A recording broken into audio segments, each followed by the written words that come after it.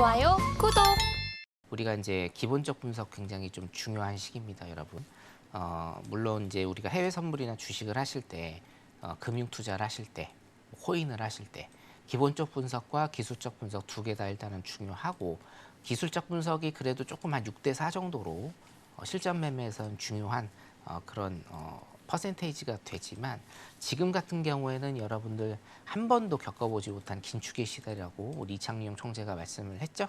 예, 그렇기 때문에 저도 마찬가지고요. 저도 긴축의 시대는 지금 처음이기 때문에 기본적 분석도 굉장히 중요하다. 자, 결론을 제가 일단은 말씀을 드리면, 제가 분석하는 바로는 물론 이제 기준금리, 최종금리입니다. 최종금리 굉장히 좀 중요한데, 자, 이게 어떤 매수 변곡의 포인트가 될 것인가, 여기에 대해서 여러분들이 퀘션 마크를 조금 붙이셔야 돼요. 자, 이 시기가 한 2년 정도는 계속 될 것이다 라고, 지금부터입니다. 지금부터 2년 정도는 계속 될 것이다 라고 일단 저는 그렇게 생각을 합니다. 자, 일단 자료 잠깐 보도록 할게요. 여러분들 어떤 시장의 매수 변곡점이라고 하면 제가 전번에 뭐라고 말씀드렸죠? 지금 2022년 뭐 11월, 12월에 계속적으로 기준금리를 올릴 것이고, 그죠? 2023년에도 일단은 올리거나 동결, 이게 지금 가장 맞을 겁니다. 인플레이션이 지금 극도로 일단은 가고 있기 때문에, 그리고 사실은 미국의 인플레이션도 중요하기는 한데, 당연히 중요하기는 한데, 어떤 유럽이나 아니면 아시아 쪽의 인플레이션도 지금 굉장히 좀 심화가 되고 있는 모습이기 때문에 이것도 여러분들이 체크를 조금 하셔야 될 것 같고요. 자, 제일 중요한 거는 사실은 이제 실업률이다라고 제가 이 자리에서 근 1년여 굉장히 조금 많이 강조를 드리죠. 실업률이 어느 정도 높아지는가, 그게 사실은 진정한 시장의 변곡점이 될 가능성이 굉장히 높다라고 제가 말씀을 드렸습니다. 물론 시장은 단기적으로 기술적 반등이 계속 있을 겁니다. 예, 지금도 랠리 계속하고 있었고, 이틀 동안, 그리고 6월에서 8월까지 두 달 동안 굉장히 기록적인 랠리를 또 기록을 했죠. 그렇죠? 자, 그렇기 때문에 기술적 반등은 항상 있는데, 자, 그러면 여러분들이 원하시는 답이 뭡니까? 언제 이 상황이 종료돼서 걱정 없이 매수 포지션을 가져갈 수가 있느냐, 혹은 어디가 시장의 변곡점이 될 것인가, 그리고 또 제일 중요한 금리 인하는 언제 될 것인가. 그렇죠? 계속적으로 금리 인상을 하고 있는데 금리 인하는 진정 언제 될 것인가. 이게 이제 여러분들이 가장 궁금해하시는 그런 포인트라고 제가 일단 설명을 그런 포인트라고 제가 생각을 하고요. 자, 요거 보시면요, 페드의 기준금리가 있습니다. 자, 지난 한 70년 정도의 데이터를 일단 제가 가지고 왔습니다. 어차피 경제라는 것은 데이터와 확률의 싸움이기 때문에 요거 일단 여러분들이 보시면 될 것 같고요. 자, 기준금리 종료 시입니다. 그러니까 최종금리라고 일단 할 수가 있죠.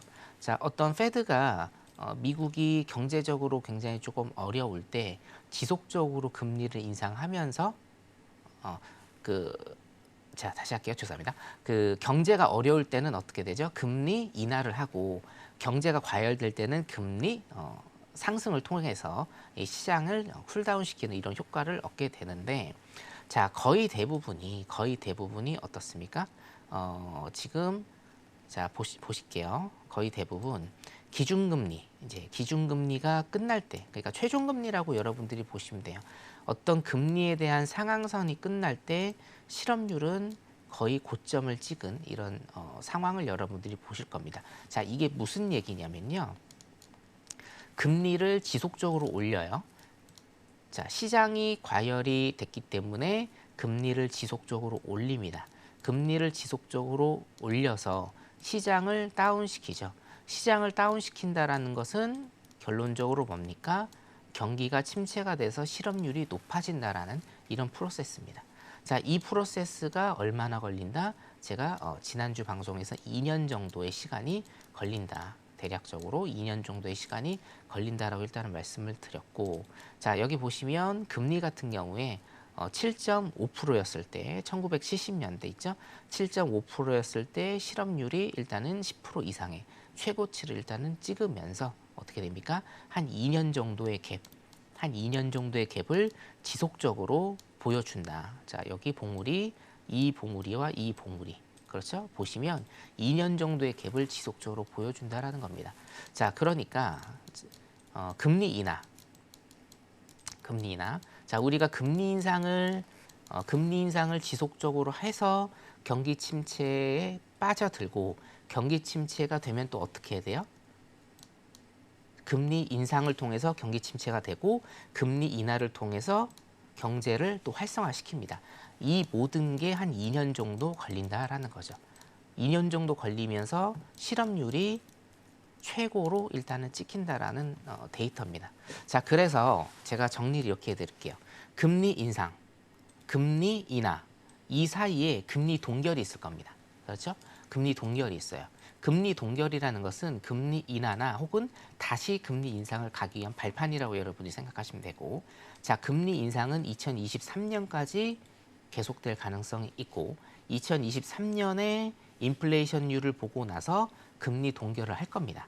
금리 동결은 2023년에 무조건 해요. 왜냐? 금리를 계속 올릴 수는 없어요. 자, 그런데 인플레이션이 잡히지 않는다면 여러분, 금리 인하는 없습니다.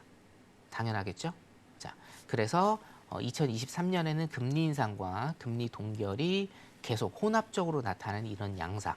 거기에서 인플레이션이 잡히면서 실업률이 높아진다고 하면 2024년 정도, 2024년이나 2025년에 금리 인하를 하면서 시장을 다시 위쪽으로 끌어올리는 이런 모습을 보일 것이다. 그렇기 때문에 여러분들이 실업률 굉장히 조금 체크를 해보셔야 된다. 자, 두 번째, 이거 제가 이제 카톡 노련톡방에서 제가 설명을 좀 드린 건데요. 뭐냐면 그럼 시장에 진정한 변곡점이 오기 위해서는 실업률이 높아져야 되고 금리 인하가 돼야 되는데, 자, 그 전에 우리는 어떤 시그널을 보면서 이것을 해석을 해야 되는지에 대해서 일단 제가 설명을 드리면, 자, 구인 구직 보고서가 굉장히 중요합니다. 어떤 지표에 대한 제가 좀 설명을 드릴게요. 어떤 지표는요, 어떤 이슈가 있다라고 하면 별로 중요하지 않았던 지표가 굉장히 급부상하는 이런 모습을 자주 보입니다. 예를 들면 이런 게 있죠. 목요일 날 발표되는 신규 실업수당 청구 건수 같은 경우에 코로나 이전에는 어떻습니까? 그렇게 크게 각광받는 그렇게 중요한 지표는 아니었습니다. 코로나 이후로 어떻게 됐죠? 실업률이 굉장히 단적으로 높아지면서 신규 실업수당을 청구하는 사람들이 많아지면서 그 지표가 굉장히 각광을 받게 됐고, 목요일 같은 경우에 굉장히 하이라이트 지표로 그렇게 급부상을 했죠. 자, 시장의 진정한 변곡점을 일단은 알기 위해서, 그 시장의 변곡점을 알기 위해서는 금리 인하 실업률이 중요한데, 그럼 그 이전에 우리가 어떤 지표를 어떻게 해석해야 되느냐? 자, 구인구직 보고서라고 제가 일단 말씀을 드리고, 이 구인구직 보고서는 이제부터 굉장히 크게 각광을 받는 지표일 수 있다라고 제가 좀 그렇게 예상을 드리고 싶습니다. 자, 지금은 어떻습니까? 구인과 구직이죠. 자, 기업체에서 사람을 원하는 것, 내가 구직을 원하는 것, 지금은 어떻게 돼요? 이게 더 높다. 이게 더 높기 때문에 제가 다시 한번 조금 복기를 시켜드리면, 자, 어떤 기업에서 사람을 채용하는 것이 더 높습니다. 그리고 나는 어디든지 갈 수 있어요. 자, 그러면 어떻게 되죠? 임금이 높아지게 돼요. 임금이 높아지니까 인플레이션이 지금 안 잡히는 이런 현상에 일조를 하게 되는 겁니다. 자, 그러면 이걸 어떻게 해야 됩니까? 구직이 더 많게 해야 됩니다. 이거는 뭐하고 여러분들 연결이 돼 있죠? 실업률과 연결이 돼 있습니다. 구인을 하는 기업들보다 구직을 하는 개인들이 더 많아지면 어떻게 돼요? 실업률은 높아지게 돼 있습니다. 자, 구인구직 보고서에서 일단은 좀 보시다시피 지금 5개월 정도 구인율이 일단은 감소세가 되고 있다. 이거는 굉장히 조금 긍정적인 효과라고 제가 말씀을 드렸고, 뭐 긴축을 하면서 금리 인상을 하면서 구인율이 굉장히 조금 많이 낮아지고 있다. 구인율이 낮아져야 돼요, 여러분. 구인율이. 자, 요거를 구직률이라고 일단 보셔도 됩니다. 두 차트를요. 그럼 뭡니까? 이 갭이 메워져야 된다라는 겁니다. 구인구직 보고서 같은 경우에는 한 달에 한 번 지표 발표가 나고 이것도 지표 발표가 나는 시간에 제가 노란톡방에서 여러분들한테 라이브로 일단은 설명을 좀 드리는 경우가 많습니다. 그래서 노란톡방 들어오시면 이거 설명까지 일단 좀 들으실 수 있고요. 자, 구인구직 보고서에 구인율과 구직률. 자, 이게 어떻게 돼요? 이 스프레드가 좁아져야 됩니다. 좁아져야 페드에서 지금 원하고 있는 뭐죠? 금리 인상을 통해서 뭐 경기 침체가 오든 혹은 뭐 연착륙, 경착륙을 하든지 간에 경기를 조금 쿨다운 시키면서 우리가 안정적으로 인플레이션을 잡는 이런 모양새가 일단은 나오게 된다. 자, 따라서 요거까지 제가 앞으로 여러분들 구인구직 보고서 나올 때 지속적으로 설명을 일단 드리도록 하겠습니다. 좋아요, 구독!